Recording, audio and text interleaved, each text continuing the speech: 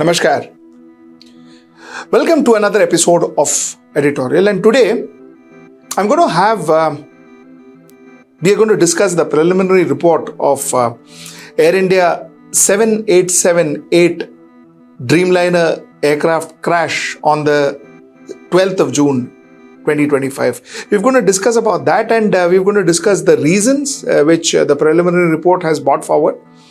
And this time around, of course, I want to talk to somebody who is an expert in the field, and that is Captain Mohan Ranganathan, who will be joining us shortly. And let's figure out what exactly went wrong. Let's get right into the show. They are finding excuses to defend what has partially come out in the preliminary report. The preliminary report is very badly done. 15 pages, out of which only 3 pages are relevant. So the investigators know exactly who said what. To put a vague figure like this is misleading and gives an impression that they are trying to give an impression that there is no clarity. So it is not something that happens because there is a power failure or a failure in the system. It has got to be deliberately moved from. Why would a pilot want to switch it off so close to the ground? We know that the captain has moved it to cut off, and then he's moved it up again. So there's been a misunderstanding by whoever did that, which I suspect is the captain.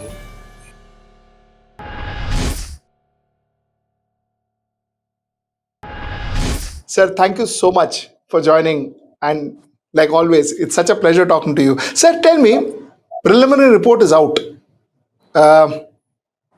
They blame the fuel switch. Yeah. What exactly went wrong according to you, sir? See, though a lot of people are bringing out some circular about the AD, advisory directive, which was given by FAA and Boeing. Now, that was not a mandatory one, that 2018 AD which was issued, because if you notice from the day this crash took place, the first narrative was about flaps. Then it switched to RAT. And now they've come up with this because they are finding excuses to defend what has partially come out in the preliminary report. The preliminary report is very badly done. 15 pages, out of which only 3 pages are relevant. And I will talk to you about that. And if you have the report with you, you just ask them to pull out page number 14. There's an image at the bottom of page number 14. Okay? Yes, a clear shot of the aircraft taking off. And the inset shows the ram air turbine, right? Yes.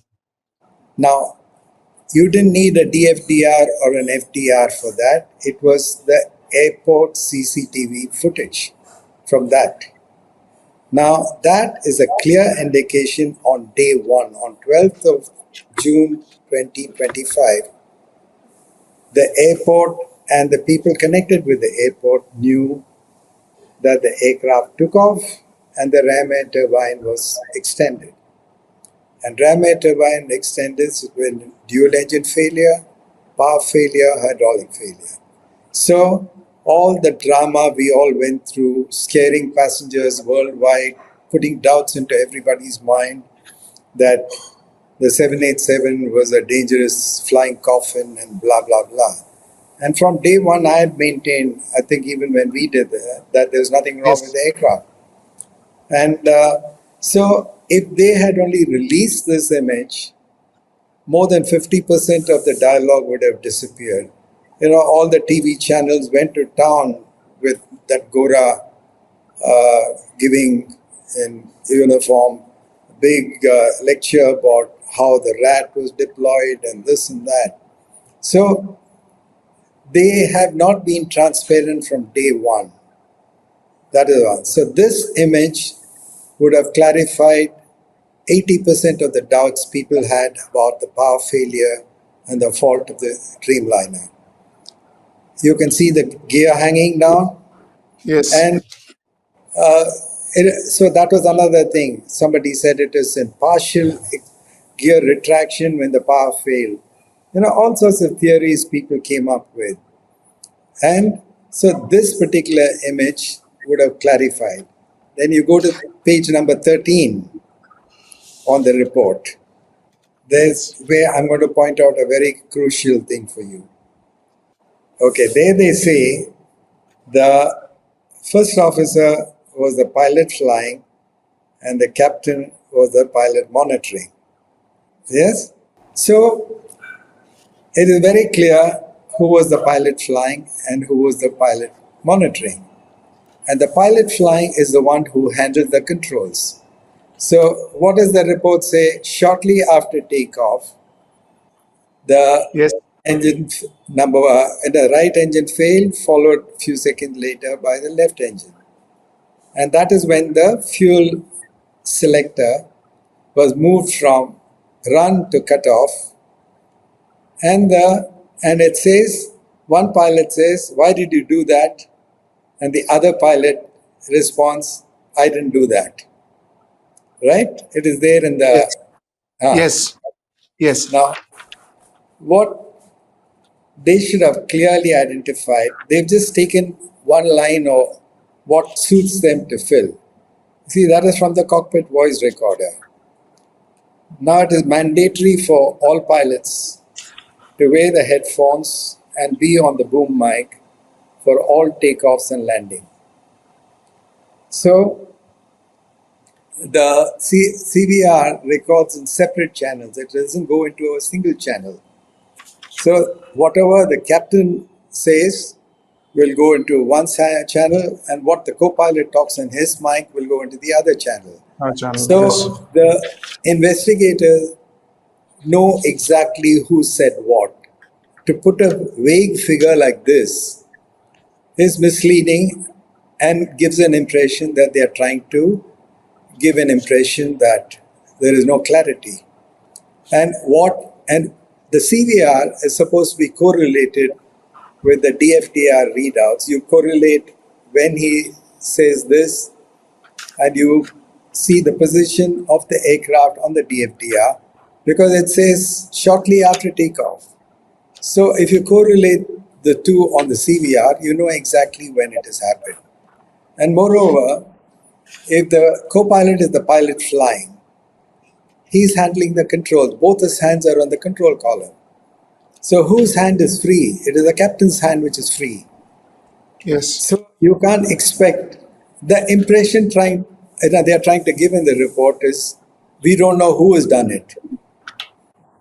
Well, the recording on the CVR will be Cam 1, the cockpit area mic 1, cockpit area mic 2 for the co-pilot. So they know exactly who said what. Just to interject you, sir, the question that one pilot asks the other is how it is written in the report is as to why did he switch off the fuel control switch, and the Yeah. other says he didn't. So. Yeah. Doesn't it look like some kind of an accident or some kind of a error that happened? So the first question then I want to ask you, sir, is can this switch be just switched off and on like you switch off your electricity button? You got to pull it out and then move it down. Pull it out and move it up. It is not something which slides up and down like our electricity switches. So it doesn't. And Sir, if there is a part of power your failure, checklist? Is it part of your checklist before you take off? once you start the engine, the first thing you do when you start the engine is to move them to run. Because unless this fuel is pumped in, the engine is not going to light up. And then the automatic start cycle starts. So if he moves the fuel switches from run to cut off, what it does is it shuts off the fuel supply to the engine. And when you move it from cut off to run, the engine electronic control and the auto start cycle starts. and it pumps in the fuel, and if the APU is running, that supplies the bleed air for rotating the motor, and the engine fires up. And this has got, the FADEC has got an automatic relight thing. So when it senses that you moved it, automatically the rest of the start cycle starts. So it is not something that happens because there is a power failure or a failure in the system. It has got to be deliberately moved from cut off, the run to cut off. It doesn't move back because of a failure. Perfect. So one thing is very clear in our minds that somebody has switched this off. It is not a power failure. It's not a system error. It is a switch off. Okay, fair enough, sir. So then, why would somebody want to switch it off? Under what are the conditions that a pilot would want to switch it off? The pilot, and you should add one more part in that sentence. Why would a pilot want to switch it off so close to the ground? Like, Absolutely. even if you have an engine fire, the procedure for all aircrafts is no action to be done until you reach 400 feet. The reason is that you do not shut off the wrong engine fuel. So that is why even if the fire is going on in the engine, it's not going to do that much damage until you reach, because with both engines at takeoff thrust, to reach 400 feet, it doesn't take much time. So they had arrived that to cover for any mistakes that might happen at low altitude, no action to be done till 400. Now here, he's done both off. And when the other person says, why did you do that? And he says, I didn't do that. Now the pilot flying will be looking in front, trying to control the aircraft. So there is no guarantee who moved this. We know that the captain has moved it to cut off, and then he's moved it up again. Now, even though the restart cycle is there, you're not going to start because there's no speed for it for windmilling. There's no assisted start because the APU switched off. And so that is why it died down again. Now, maybe the person who pulled the switches to cut off, when the other person asked, why did you do that? His immediate reaction is a defensive thing. He's put it back on. And a lot of people are talking of, oh, this is the dual engine failure procedure. If you look at the 787 checklist, it says move fuel selector to cutoff. Wait 1 second and then move it up to run. The second action is ram air turbine, press and hold for 1 second to activate the ram air. That will give the power. If the power is lost, it will also give the hydraulics. And the third item on the checklist says ensure 270 knots minimum. Now you need that speed. This checklist is meant for a high altitude or a higher altitude recovery of both engines, not at ground level just after takeoff. So there's been a misunderstanding by whoever did that, which I suspect is the captain, because he's the one who's moved the start. I wanted to ask you this. What gives you the impression that it's the captain? Because I just want to tell the audience that according to the report says that in the cockpit voice recording, one of the pilots is heard asking the other, why did he cut off? And the other pilot responded saying that he did not do so. So here we talk about one pilot talking to another. So how do we conclude that it is the co-pilot asking the pilot? Now, like I explained to you, who is the pilot flying? It is the co-pilot. Yes. On takeoff, who's got both the hands on the control column? It is the co-pilot. Correct. Whose hand is free is the pilot monitoring. So the pilot flying has got both his hands on the control column and is holding the control column to rotate for takeoff. It's shortly after takeoff when the engine switches are put off. So whose hand was near the fuel switches. It is the captain's, because he is the pilot monitoring. So this whole thing of one pilot says, "Why did you do that? Why that?" is trying to mislead or confuse the issue. It's quite possible if the captain had moved the fuel switches to cut off, the pilot flying must have asked, "Why did you do that?" And he must have immediately put it back, because, when you're caught doing something, your reaction is always defensive. Why he did that is something, if we had the complete cockpit voice recorder readouts and the DFDR, if you correlate, you can identify. But it is positive that the fuel switches were moved by the captain and not by the co-pilot. Sir, a very elementary question. Is it always that the co-pilot flies the aircraft while the pilot is supervising when it takes off? Is it always that, or? No, it is like usually if the captain is flying, the co-pilot is the pilot monitoring. And here, this captain is a training captain, and they're going to Gatwick and they're coming back. So the next day or the day after. So they share the flying. Like, I've given a lot of my co-pilots flying. And towards the end, I never touched the controls. I used to give all the sectors to a co-pilot. So the pilot flying, it need not be a captain. It could be a co-pilot.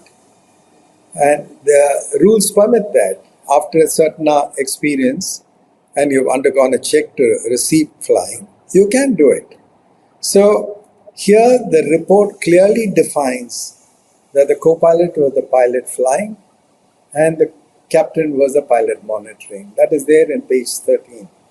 Yes. Sir, now another question that I wanted to kind of go back to is why would then a pilot switch off the fuel control switch?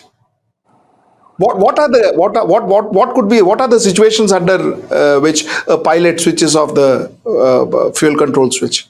That too at 40 feet height.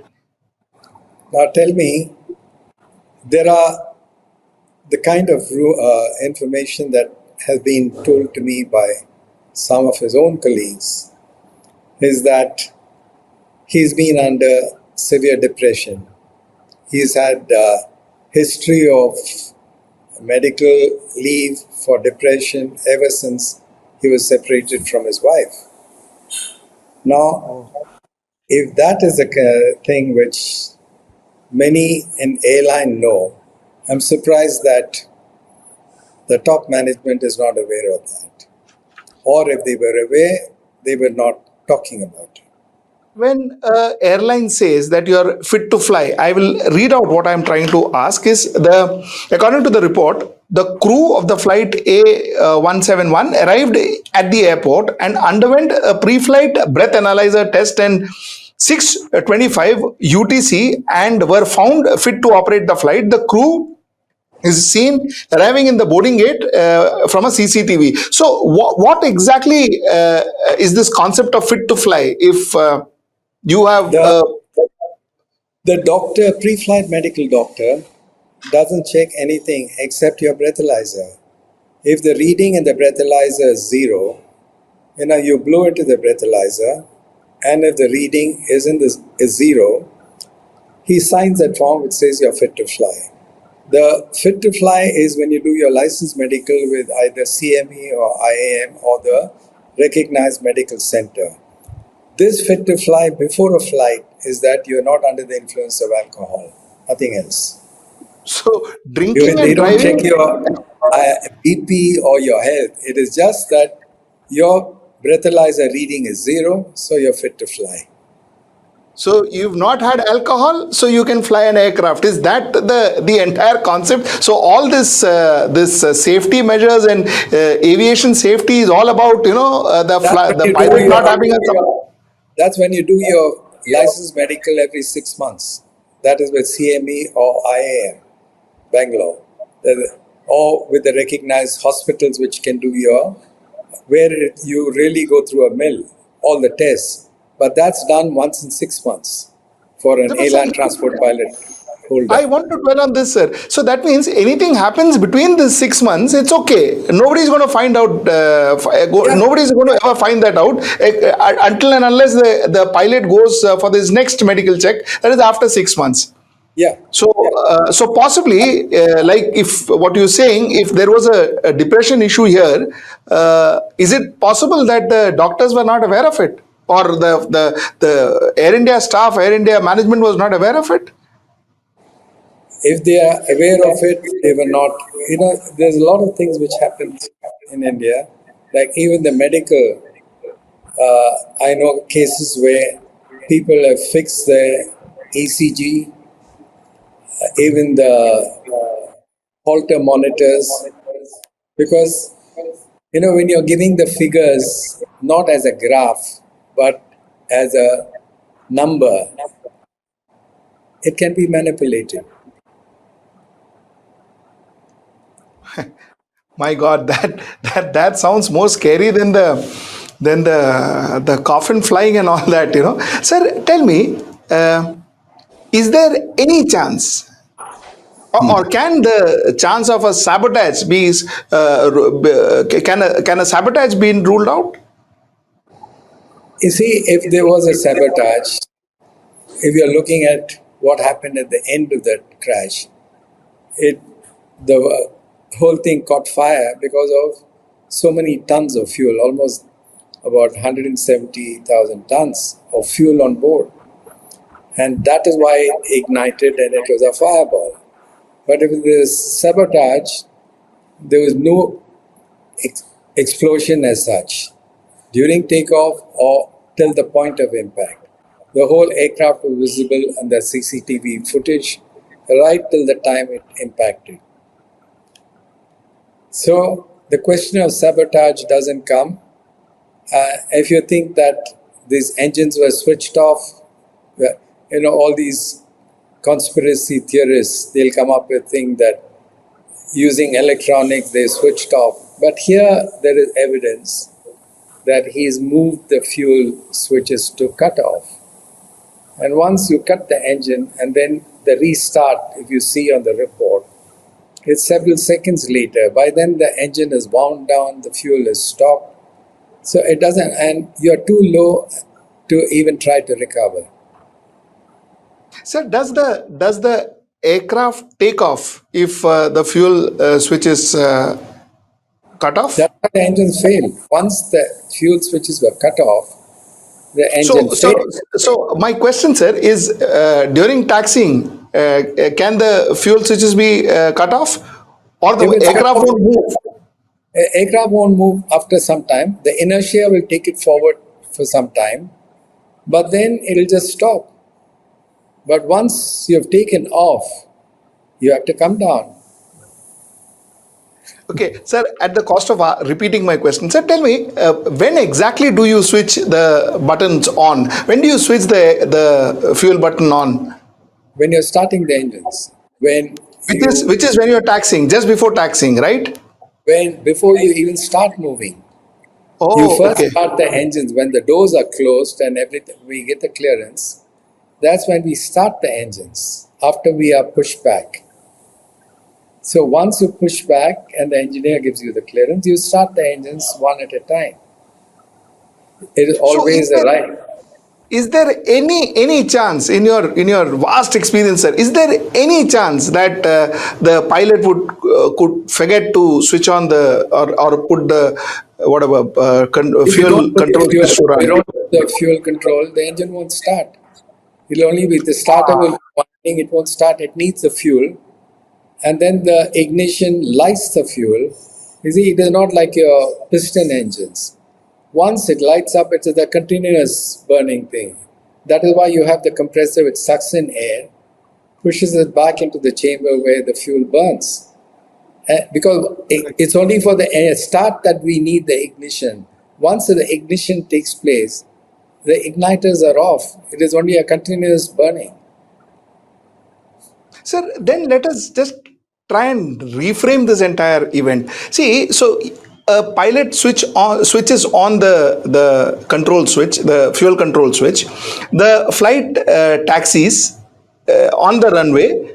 takes off, and somewhere in between of all this, the control switch has been switched off again. Is that Yeah, how it happened? yeah. And could there be any technical reason why somebody would switch off the control switch?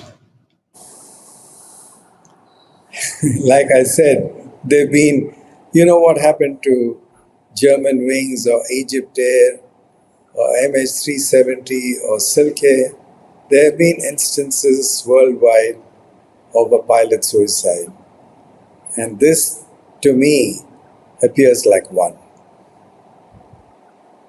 That's the point I wanted to kind of understand, sir. So, according to you, what you say is this is a deliberate act of Yeah. switching off, clearly knowing that this aircraft is going to crash with 241 people or then 242 people in it. Is that so, sir? Yeah.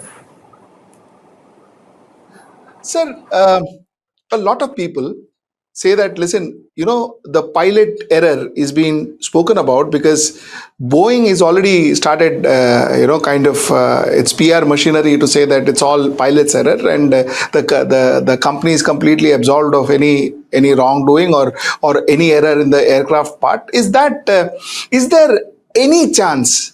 Is there any chance, sir? This could be some kind of a technical error, which maybe must have not happened earlier on, but happened unfortunately in this case. Is there a chance, sir? See, when you say Boeing with their PR machinery has done this, now when the Max fiasco took place, I went completely against Boeing and FAA, and I even wrote a stinging article as a counter to the New York Times Magazine where they condemned the Asian and African pilots. I wrote a very strong counter. At that time, I was completely against Boeing with what they did. But in this aircraft, okay, they had a lot of teething troubles in the beginning. But that was 15 years back. You have more than 1,100 Dreamliners flying worldwide with practically every airline in the world. You got 2,000 flights a day with Dreamliners, each carrying 250 passengers or more. And do you mean to say that for 15 years, all these flights were taking place with unsafe conditions? So, this is the way the narratives are spread by people who have vested interest to run down something. And in this case, it's a proven aircraft, very reliable. Yes, you do have minor, like from the day of the crash. Have you seen any media report talking of any other airline problem? If the toilet leaks in Air India, immediately it becomes news. If something, so, but there is absolutely no mention of any other airline. Take, for instance, Indigo having tail strikes, or that report of SpiceJet having spurious parts being installed, which was there in that Economic Times article. Did it come out anywhere? It was only Air India, Air India, Air India. So it is now Air India bashing and Boeing bashing. But sir, We are but experts in diverting attention. sir, that said, the FAA aviation safety report, you say it's an advisory. It's not really mandatory, or there is no need to take this as a mandatory. But the advisory report had spoken about this safety switch or whatever. So my apologies. The fuel control switch being a danger. And there's something that it was the advisory had issued a notice. Why did they issue a notice if it was all fine? They say if they felt it was a safety issue, they would have the word mandatory would have been there. It only says advisory. And Correct. if you go But through the why report, advisory? in this report, it says this was a 2018 circular, 8 years Yes. old or 7 years old. And Yes. 2019 and the maintenance cycle, the switches have been replaced. If you look at that report further, So the question of they not taking that AD into account is because Boeing has said it doesn't apply to every aircraft. So, but that being said, I want to kind of dwell on it a little more, sir. Did this particular aircraft have a new air control switch? What I mean is, was this aircraft manufactured after 2019? No, it was not manufactured after 2019, but during your maintenance cycle, you can replace some parts. Do you So, have regular maintenance? correct. You have, So, after so many hours, if you have to do mandatory checks, and they have done it. if in the more detailed report we see that this part has not been replaced, which means if you then we go back to the 2018 report where they say that there is an issue with the control switch, sir, can we then assume that this could be something that went wrong with Boeing? If something went wrong with the Boeing, if there wasn't a safety issue, they would have said that they would have made that AD a mandatory one. The fact that they've said advisory, you don't have to assume that everything. It's like your minimum equipment list for aircraft. You have category A, B, and C. While Cat A has to be replaced the same day, Cat B has to be replaced in 72 hours, Cat C can be replaced after 10 days. So it doesn't mean that because there's a defect, if it doesn't affect safety, it's not mandatory that it has to be replaced. You can carry out maintenance work on that. So, like, people have to find excuses because now the preliminary report has come and it is pointing fingers at some pilot. So they have to bring out all the, if our Indian team had spin coaches like these guys, then you have no problem. But they're all very good at spin docking. The reason I'm deliberating on this is because somewhere down the line we are talking about a captain who passed away and who can't defend himself. So I just wanted to kind of be very sure before we draw a conclusion that there is a possibility that this was switched off and this was switched off deliberately. Well, the report clearly says it was switched off deliberately. That's clear mention that it was selected off and selected on. My last question to you: Yeah, uh, do you think that the current safety norms that we are maintaining, the fitness norm that we are maintaining, do you think, sir, that it is the best in class? not at all. The safety norms, definitely not. Not just the airline. It is not only one airline, it's all airlines. Everybody is cutting costs. Everybody is cutting costs on training. Now, you go anywhere else in the world. When a first officer is released to fly, from day one, he's capable of taking off and landing an aircraft without assistance.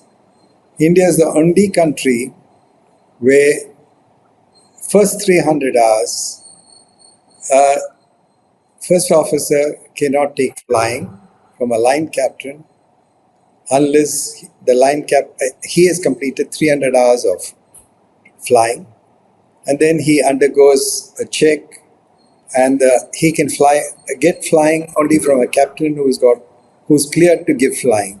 So no other country you have that. So if you have a co-pilot who's got less than 300 hours, and you've got a captain who's not very well experienced, who's not authorized to give flying, the co-pilot is practically a dummy. India is the only country where, because of the costs involved, the other countries, they make sure that from day one, you are capable of taking over an aircraft, landing it. Because if the captain is incapacitated, we don't have that. So as long as you have that kind of a rule, it because you want to save money for airlines on the simulator training costs. So you give the minimum training, push a guy to fill a seat. And this is what happens. if you think that all the flights in India are safe, when you are sadly mistaken. Many of them have no experience. When they get into thunderstorms, which they've never seen, they panic because they have not been trained. So this is something that when you talk of training, see, safety and training should never be in the cost-cutting area of a company. You can cut on other things, but definitely not on training and safety. So when you say, I just want to supplement the question that I asked earlier on. When you talk about safety and training, do you specifically mean Air India, or do you mean Indian aviation in its? in aviation in total, how many times have you had the same kind of error done by an airline? How many tail strikes Indigo has had? How many late touchdown, overrun, and crash Air India Express has had or Air India has had? So, if the same thing is repeated, what is an accident investigation? You identify what caused the accident and you come up, there is no punishment. Annex 13 clearly says you do not take, it is only find a solution and prevent a recurrence, and only then you can do it. You know? So when the same airline is having the same kind of error, it points to very poor training.